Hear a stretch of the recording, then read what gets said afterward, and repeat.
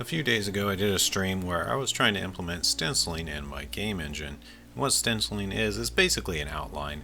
Now all these clips I had to mute all the audio because I was playing some music and I don't think it's going to fly on YouTube. I'm just going to get, struck or whatever they do with you being not allowed to play music. Sorry artist, I'd love to support you but I'm not allowed.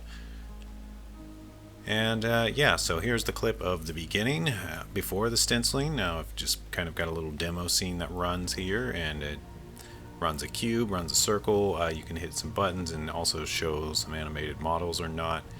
And yeah, I basically wanted to get some little stencils around that. So I took the time and wrote a bunch of functions to do all of this. Now all of this is from Learn OpenGL for the most part. I did reference some of Kronos's documentation on OpenGL as well.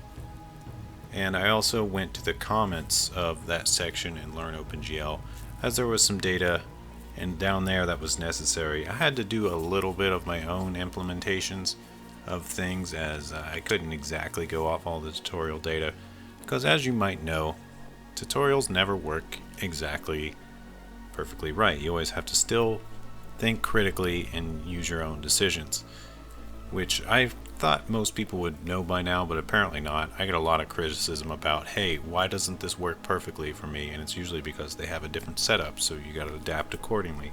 That's pretty standard.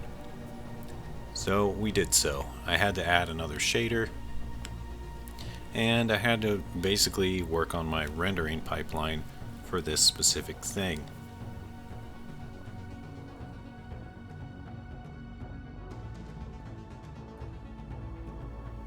Eventually I will push this code to the public branch of Ancient Archer, but I'm still working out some kinks, so it might be a while, and also I have some other stuff I want to implement. So yeah, I did this all live on my stream, and it's linked down below in all my videos, so if you want to follow or support over there, you're welcome to. But yeah, just trying to document this basically because this video is going to disappear on Twitch before too much longer, so I figured I'd get just a little short version of it. It was a pretty long stream overall. I spent a lot of time kind of poking around and taking my time with it. I wasn't trying to rush it. I've always noticed that when I try to rush and get something done, it ends up a lot worse. And I also took some time to add some extra features. I added this feature where basically, I guess I gotta go back a little bit. So there's a couple different ways of doing the stenciling.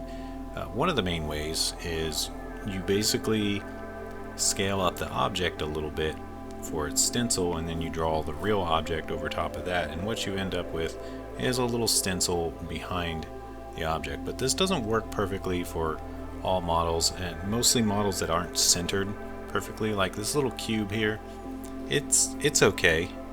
It works okay for the stencil with the resize or the scale method, but these models, they don't work so well. The stenciling ends up looking really weird. I don't know if I got any clips of it here. It's kind of hard to find all the clips I wanted in this like 5-hour set of video, but okay, there it is, doing it with normals on this cube, and you can see it looks a little awkward. So on the cube or objects that have a proper origin, it looks great, but for models like this, that animated one, you kind of have to use the normals, and that looks okay. And then comes in another issue where you got to decide the scale of your stencil, and it seems to vary depending on how much you've scaled your object and whether you're using normals to stencil it or you're scaling your stenciled render. That's a mouthful, and I realize it probably doesn't make much sense. I don't know if there's any way I can make that make more sense. Unfortunately, you kind of have to understand the whole stenciling thing, so I would defer to the Learn OpenGL page if you want to know more about this, and be sure to read the comments. And you're welcome to leave comments down here or join the Discord if you have more questions about how to do this stenciling. But basically, in the end, what I ended up doing was I added both options. I just set it that so when you add a model, you could choose if you want to stencil by resize or if you want to stencil by, and there's me AFK. Great clip. Glad I left that in there. I kind of just randomly chose clips in here, to be honest, and I just happened to get this one, so that's fine. But you can see he's slightly stenciled. So when stenciling with the normal on this guy, I noticed that I had to scale it up a lot more than I did with other things. But yeah, so I just put in options. For that way the programmer can decide. You can decide what kind of stencil you want to use, what color you want to make the stencil, and how much you want to scale it. That way you can play around with it on your own and get it just right for the model that you're implementing. And that was pretty much it. I pretty much left it like that for now, and overall I think we're about as good as it's gonna get.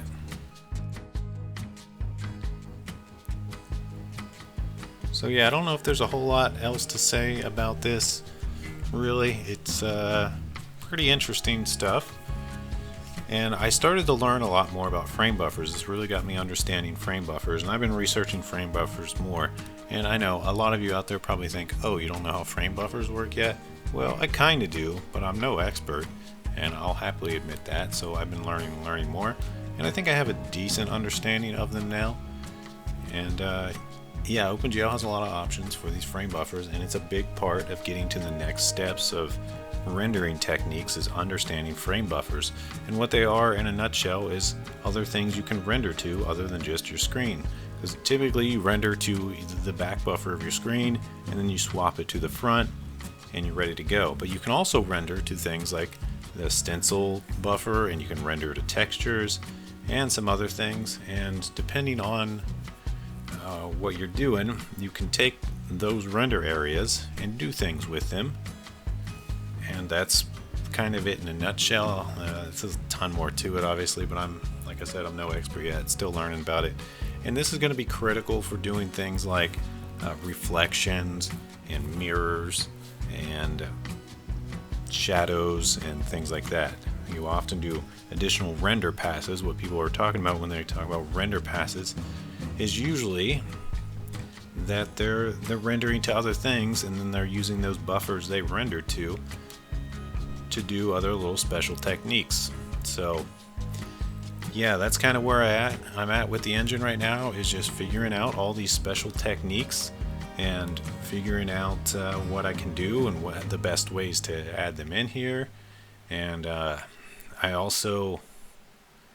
I'm considering a lot of things. You know, this engine, to be honest, to me it feels like a mess right now. Although everything works, and I very carefully only commit things that work properly. So on all the main branches, things are generally fine. But there's a lot of times where I'm off doing stuff and breaking stuff, and I have to abandon my progress and start over. And I think sometime this year I am going to start a rewrite of this from scratch. And the main reason I'm going to do that is because I need to redo the front end interface. Now, most people, what they eventually do is they make something like a nice window editor with sections for their assets and sections to write stuff and do stuff. And you can see a lot of that, especially on, a lot of people make these sort of engines these days. Reddit.com/r/game dev, or maybe there's a /OpenGL one. A lot of people are posting their stuff over there, and it's super cool. And the Cherno, another YouTuber, way bigger than me by magnitudes larger, also is making an engine, Hazel, and his is really cool. So if you want to see that kind of stuff, you can go there. I don't think I'm ever gonna make an interface. Now, I kind of know how to use an IMGUI and stuff like that. I understand it's possible and what I could do to do that, but it's not really in my interest. I think instead of doing that, I'm just going to build the game I want to make, because essentially that's where it gets to. And here's kind of the final result of that day. That cube was gray. This circle it's just a growing circle. It's nothing special. And here is a model stenciled with normals. So the first one, the cube, was stenciled with a scale, and that one was stenciled with normals. And I was pretty happy with it at this point, so I started just kind of shutting things down and going on to the next step. And that was pretty much it for the stream. And I thank you all that stopped by and hung out. It was nice seeing you guys, and hope to see you next time. And if you're watching this now, I might be streaming right now, because I'm planning on running a stream today. I don't know if I'll be coding or playing Tarkov or what, but you're welcome to stop by. And if you have Amazon Prime and haven't used your little Twitch link and free Twitch sub, consider using it on me. It would mean a lot. I'm a very small streamer, so every little bit means a ton. And I appreciate you guys. Peace.